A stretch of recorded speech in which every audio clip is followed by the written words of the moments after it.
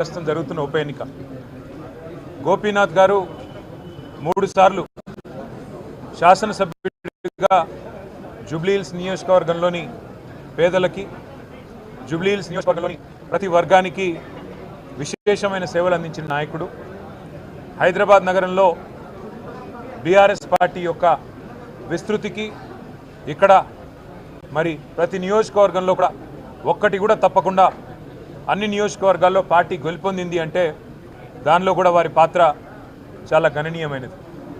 ఇవాళ మా కుటుంబంలో మా బీఆర్ఎస్ కుటుంబంలో ఒకడైన గోపీనాథ్ గారి మరణంతో ఆ కుటుంబం బాధపడుతుంటే ఆ కుటుంబానికి ధైర్యంగా అండగా నిలబడాలనే ఉద్దేశంతో పెద్దలు మా పార్టీ అధ్యక్షులు తెలంగాణ తొలి ముఖ్యమంత్రి కేసీఆర్ గారు గోపీనాథ్ గారి సతీమణి శ్రీమతి మాగంటి సునీత గోపీనాథ్ గారికి మళ్ళీ టికెట్ కేటాయించి వారి గెలుపు కోసం ఇవాళ దాదాపు రాష్ట్రంలోని ముఖ్యమైన నాయకులందరినీ కూడా జూబ్లీహిల్స్లో పనిచేయాలని చెప్పి ఆదేశించడం కూడా జరిగింది.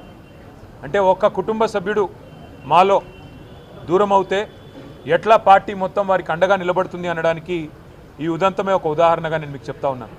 ఇవాళ మాగంటి సునీత గోపీనాథ్ గారు ఆమె ఒక వ్యక్తిగా కాదు పార్టీగా ఈ ఎన్నికను మేము ఎదుర్కోబోతా ఉన్నాం.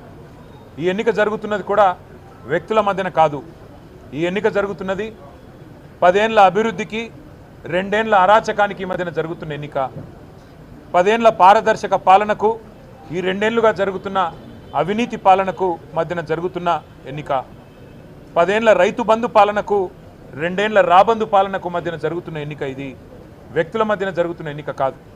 మేము జూబ్లీహిల్స్ నియోజకవర్గ ప్రజలకు కూడా మాగంటి సునీత గోపీనాథ్ గారిని గెలిపించాలని అభ్యర్థిస్తూ వారి గెలుపు వల్ల మీకు రాబోయేది ఏంటిది అంటే కాంగ్రెస్ ఇచ్చిన 6 గ్యారంటీలు మీరు జూబ్లీహిల్స్లో గట్టిగా కాంగ్రెస్ పార్టీకి దిమ్మ తిరిగే విధంగా మీరు తీర్పునిస్తే తప్పకుండా రాష్ట్రం మొత్తంలో కూడా పేదలకి న్యాయం జరుగుతుంది, పేదలకు లాభం జరుగుతుంది. 1,67,00,000 మంది ఆడబిడ్డలు ఎదురు చూస్తూ ఉన్నారు ఈ ఆడబిడ్డ గెలుపు కోసం. ఆ 1,67,00,000 మంది ఆడబిడ్డలు నెలకు 2,500 రూపాయలు ఏదైతే 100 రోజుల్లో ఇస్తామని చెప్పారో 2 ఏళ్లు గడిచినా ఇవ్వకపోతే వారందరూ కూడా అసహనంతో ఉన్నారు, కోపంతో ఉన్నారు.